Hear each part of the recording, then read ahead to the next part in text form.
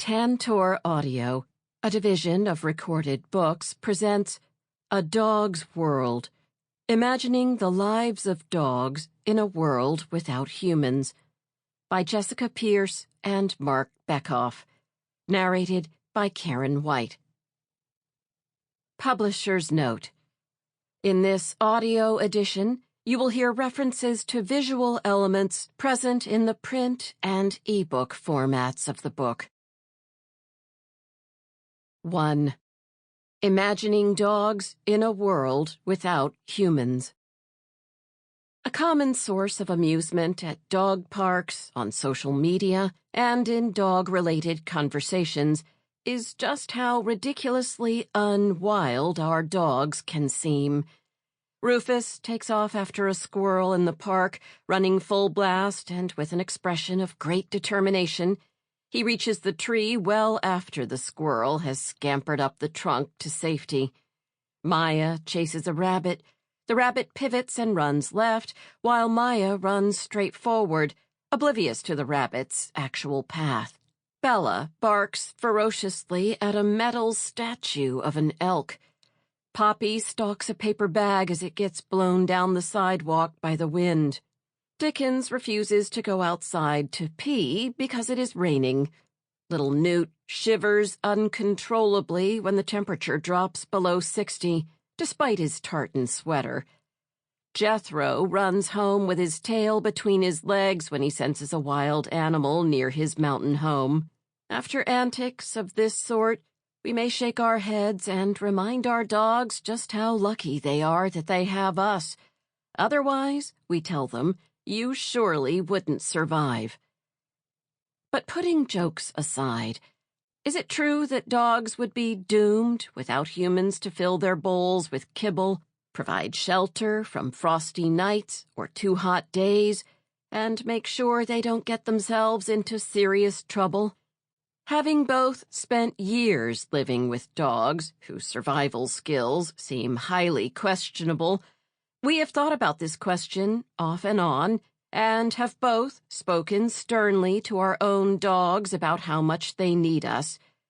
But neither of us had considered the would dogs survive without humans question in any serious way until chancing upon science journalist Alan Weisman's futuristic eco-fantasy book, The World Without Us. Weisman asks his readers, picture a world from which we all suddenly vanish, tomorrow. Humans have gone extinct, but everything else, and everyone else, remains. What would happen to your house, to the city in which you bustle back and forth from work, to the grocery, to the gym, to the corner diner, to the ecosystems surrounding your city, to the entire planet, once relieved of the intense pressures of human occupation? And what, we both thought, about dogs? Weisman's book immediately sparked our curiosity about what life might be like for dogs on a humanless planet. The more we thought about it, the more we wondered whether we might have given our own dogs short shrift, and the more certain we were that some, or even many dogs, would survive, and perhaps even thrive in a world without humans. We looked at Weisman's thought experiment of worlds without humans through dog-colored glasses, and what we imagined was a world bustling with dog activity, as dogs became part of wild landscapes. Dogs rarely appear in Weisman's futuristic scenario. This may be simply because his attention was focused elsewhere, but it may also be that he doesn't think their future is all that promising. In one of his few comments about domestic dogs, he proposes that, in Manhattan at least, wild predators would finish off the descendants of pet dogs, though a wily population of feral house cats will persist by feeding on starlings. The takeaway message seems to be that dogs could not and would not survive without us. But is the story of posthuman dogs really this simple and this tragic? We don't think so. Dogs without us. As we began thinking about and researching this book, we started tuning in more carefully to "My dog would never survive without me" conversations, and we started taking notes. We were surprised by how frequently people muse about their dog's prospects. We asked friends and strangers what they thought would happen, not just to their own dog, but also to dogs in general if humans were to disappear. Despite some tut-tutting about the hopelessly unwild behavior of their particular dog, many people gave dogs, in general, a fighting chance. Here are some of the responses. Dogs would be totally screwed. Dogs would be fine. They don't really need us all that much. Border collies and German shepherds would do great, but chihuahuas don't have a chance in hell. Small dogs would do better because they tend to be feistier and more tenacious than big dogs. Clearly, large dogs would have the advantage because they will be able to protect themselves. Dogs would eventually all be medium-sized. Dogs would go back to being wolves. Dogs would become like the dingoes in Australia. Dogs with wild skills would do better than totally pampered pets. They'd learn to survive, even if conditions were bad. Look at the dogs living in the Chernobyl dead zone. The answers were all over the board, but there were some recurring themes. Many people thought that size would be a major determinant of dogs' success in a world without people, although exactly which size would be best was subject to considerable disagreement. People often mentioned prey drive and hunting skills, such as stalking and chasing, as determinants of potential survival. Past experiences, particularly time spent as a stray, were mentioned as possible benefits. A good number of people also mentioned a dog's personality, with a confident and fearless dog being given better chances of success than a fearful, overly cautious, or anxious dog. Would scientists and others who study dogs for a living have similarly diverse intuitions about what might happen to dogs in a world without us? For some clues, we can turn to a 2018 article in Time magazine called "How Dogs Would Fare Without Us." Science writer Markham Hyde took a stab at the hypothetical dogs without humans question, speculating what it would be like for a pampered family dog who suddenly had to survive on her own. Although in Hyde's estimation, cats are self-reliant and skilled enough to survive without people, many dogs appear ill-equipped to outcompete other large mammals for food and resources. Is it possible, he asks, that after millennia of domestication, the entire species may have lost its ability to live independently? Hyde asked several experts to reflect on this question. Their responses offer some initial scientific speculations about whether dogs would survive and preview some of the key themes we'll be exploring in this book. Most of the experts gave dogs a decent shot at posthuman survival, although they disagreed about the details of which types of dog would survive and which traits might be most adaptive. For starters, Hyde interviewed Alan Weisman, our A World Without Humans author. While Weisman was pessimistic about the future survival of dogs, he offered a more nuanced consideration of the future of dogs than he provided in his book. Dogs aren't too good at fending for themselves, Weisman told Hyde, because we've bred the hunting instinct out of most of them. Most of them would probably not survive, Weisman believes, especially if pitted directly against wild animals such as wolves and coyotes. The wild animal, declared Weisman, always wins. In contrast, Mark Durr, author of How the Dog Became the Dog, told Hyde that after an initial shakedown period, dogs would do quite well. In addition to freely breeding with other dogs, they could also interbreed with wolves and coyotes, because a horny wolf would not turn his back on a receptive dog. Although small dogs might be more susceptible to predators, they would have certain advantages, such as requiring less food to survive and being able to get away from potential competitors and predators by hiding in small spaces. Small dogs can be incredibly scrappy, too. Durr mentioned the ferocious rat terrier, who might do really well hunting and feeding off of small game. Early gangs of dogs would forge alliances to procure food, although these alliances might be less cohesive than wolf packs and more like the looser associations formed by coyotes.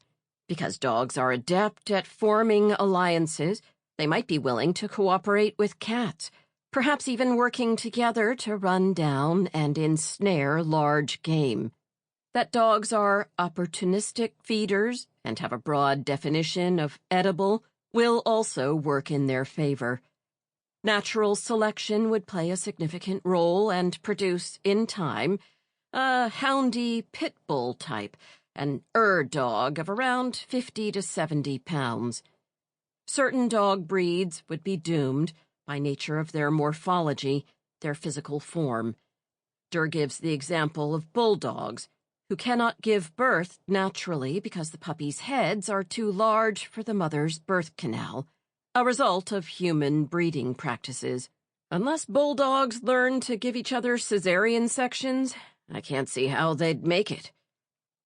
Raymond Pierotti, co-author with Brandy Fogg of The First Domestication, How Wolves and Humans Co-Evolved, and interviewed by Hyde, speculated that dogs who are outliers in size would struggle. The largest breeds, including Mastiffs, Newfoundlands, and St. Bernards, would probably die off quickly because their organs are too small for their body mass. Big dogs are also too lumbersome to be effective hunters, while very small dogs might wind up being somebody's dinner. Dogs with recent wolf ancestry, such as Malamutes, Huskies, and Akitas, would probably do best. The males of these wolf-like breeds may have retained some of the paternal caregiving behaviors that are natural to wolves, but which have largely been lost in pet dogs. Breeds such as border collies, Australian cattle dogs, and hounds that have held on to ancestral hunting abilities would also have an edge. Marc Bekoff, co-author of this book, argued that breed might not be what ultimately matters to survival. More important might be an individual dog's intelligence and skill set. Some dogs are good hunters, he noted, while some are good foragers, and some are just really crafty and street-savvy. What would future dogs look like? No one knows, he said. It is unlikely that dogs would resemble their canine ancestors, or that they would become more wolf-like, because this would require more selective breeding than would occur. Nor will dogs become wolf-dog or wolf-coyote hybrids, because you would need repeat breeding between dogs and wolves or dogs and coyotes for a prolonged period of time, and I don't think you'd get that. What you would see, Bekoff concluded, is new and more varieties of Canis familiaris.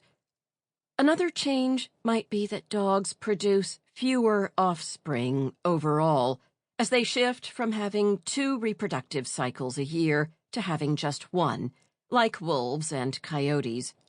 After a few generations on their own, the social structure of dog societies might come to resemble the hierarchical and close-knit social structure of wolf packs. I think dogs would live in groups and have higher and lower-ranking animals. And while dogs would hunt for prey, they might also scavenge and feed off animals killed by other large predators. One of the most interesting aspects of Markham Hyde's essay was the variety of responses and the range of possible factors that may influence future dog survival.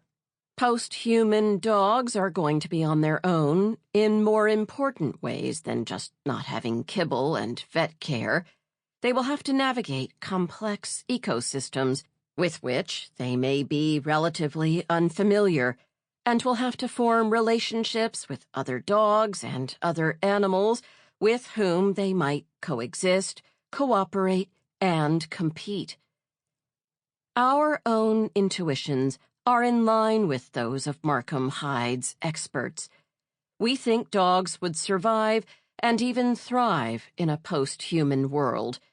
And here, in a nutshell, is why. Dogs are behaviorally flexible, versatile, and opportunistic, a term used by biologists to mean that an organism can tolerate a wide variety of environmental conditions and will quickly take advantage of favorable conditions when they arise. Moreover, there is already good evidence that dogs can live on their own. Indeed, a relatively small percentage of the billion or so dogs currently living on the planet experience life as pet dogs. The majority of the world's dogs don't live within human homes or do so only irregularly. They live as independent individuals, perhaps using human waste as a source of food, but not otherwise depending upon humans for social companionship, veterinary care, emotional support, or mental stimulation. The idea that dogs need humans for support and care, and that there could be no dogs without their attendant people, may simply be wrong. The most interesting question for us isn't about survival per se, although who will survive and who won't and why is certainly worth consideration. The exciting question is who dogs will become on their own. An evolutionary thought experiment. This book is a thought experiment about the survival and evolution of dogs in a humanless future.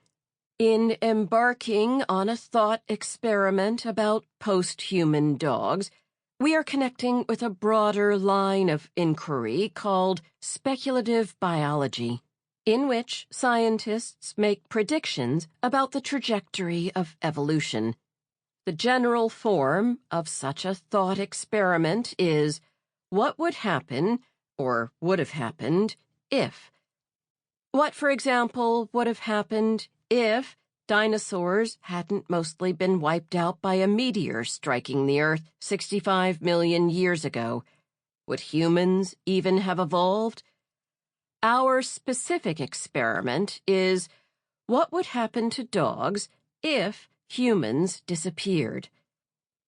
Imagine, after roughly 20,000 years of domestication, the process abruptly stops, and dogs begin to re-wild. What would dogs look like without direct human intervention into breeding? How rapidly would maladaptive traits such as foreshortened snouts be wiped out, as natural selection replaced human artificial selection? What would dogs eat if bagged dog kibble and human garbage dumps were no longer available to them? Would dogs form groups, and would these be anything like wolf packs in size and social organization? How would dogs who have gone wild reshape the ecosystems within which they are living? Here are some of our starting speculations about a post-human dog's world. Each of these will be examined in detail in later chapters. As dogs become whoever they are going to become, it is unlikely that they are going to go back to being wolves. The disappearance of humans would not result in a kind of reverse engineering, where the domestication process rewinds and dogs de-evolve back to who they were before the first wolves tentatively reached out to human beings and vice versa, posthuman dogs are going to become something entirely, or at least largely, new. The ecological niches that dogs inhabit will be vastly different from the niches that their progenitors filled. The main and most consequential difference is that they will not have human food resources, which may have been one of the key ecological drivers of dog evolution. Dogs have been bred for certain physical traits, including the shape and position of ears, the length of tails, and growth patterns and coloration of fur, as well as certain behavioral traits, including a general propensity for friendliness and malleability, and breed-specific functional skills, such as pointing, fetching, herding, and guarding. Selection for these traits has been driven by an interest in the physical appearance of dogs and by the usefulness of the traits in relation to human pursuits.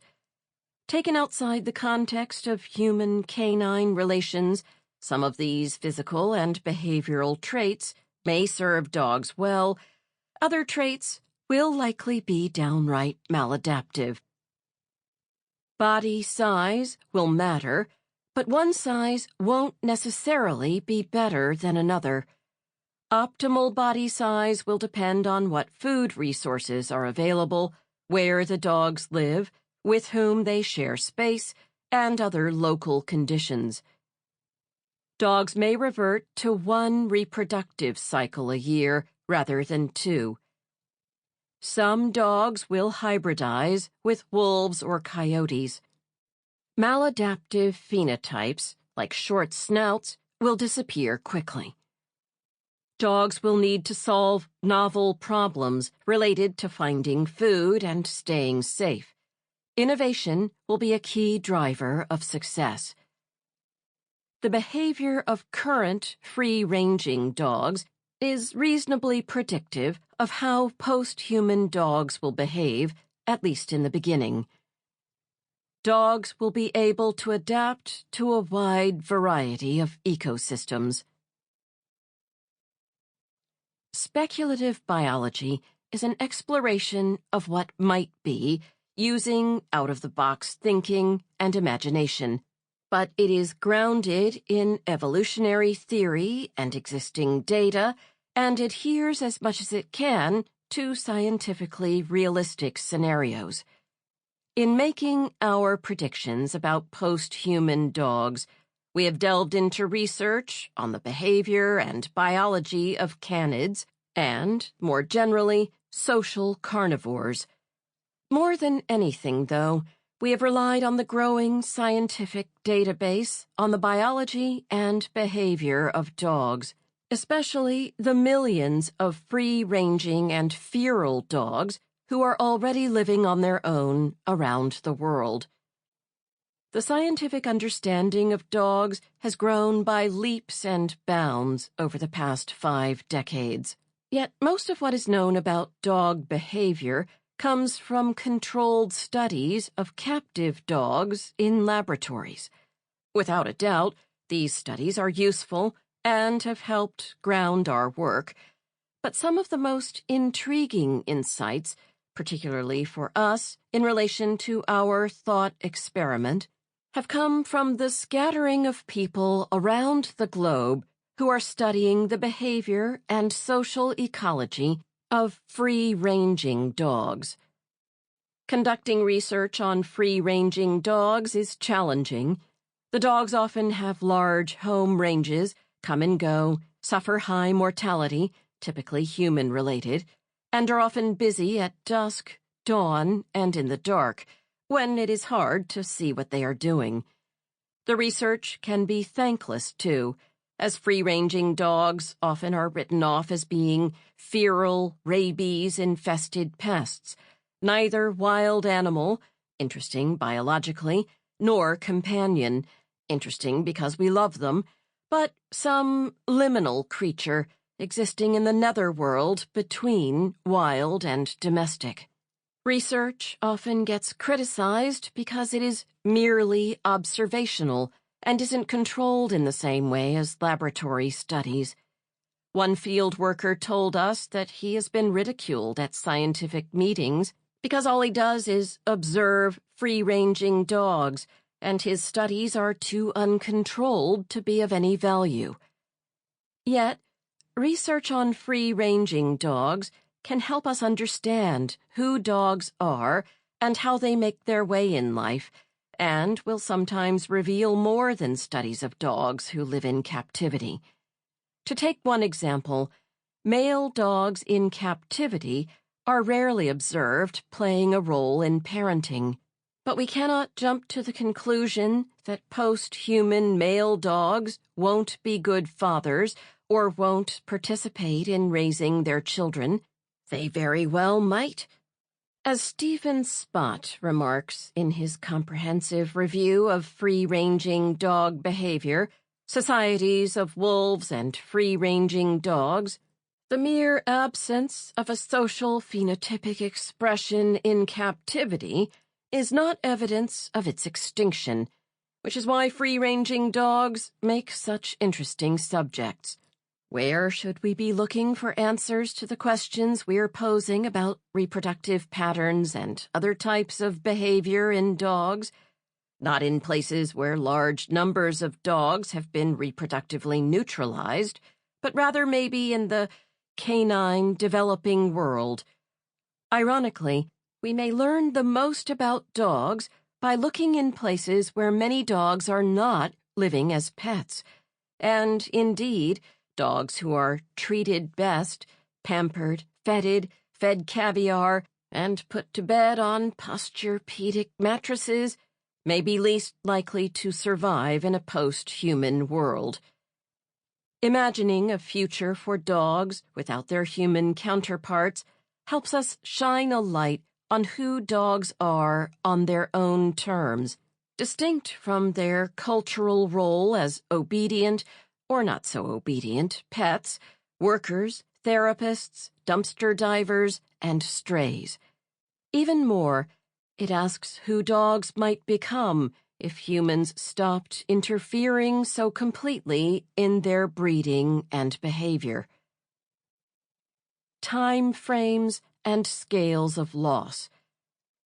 We are setting out to explore what life on Earth would be like for dogs if humans were to exit en masse from the planetary scene. We're taking as our main working assumption that all humans disappear all at once, leaving the planet pretty much as it is, habitable, but with significant injury. So post-human really means all humans are gone. This is obviously a fictitious scenario. It is highly unlikely that all humans would disappear abruptly, unless there were a massive planetary disaster, such as a large meteor strike, on a scale that would annihilate all forms of life. Climate change will continue to be felt by non-human species, whether humans are around or not.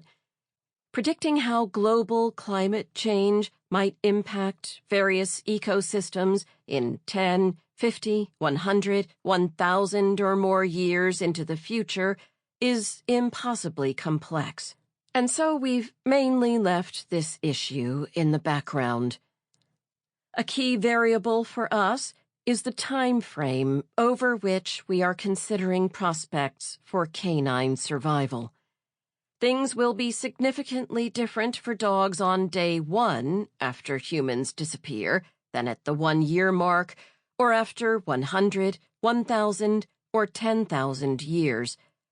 The longer the time scale, the more time natural selection will have to act on remaining dogs. For dogs living in the immediate wake of human disappearance, human selection will still exert an influence on body shape and size, coat type, skull shape, other physical features, as well as on various aspects of behavior. Furthermore, during the first years after human disappearance, give or take 12 to 15 years, Dogs will have lived closely with or around humans and will have been Sample complete. Ready to continue?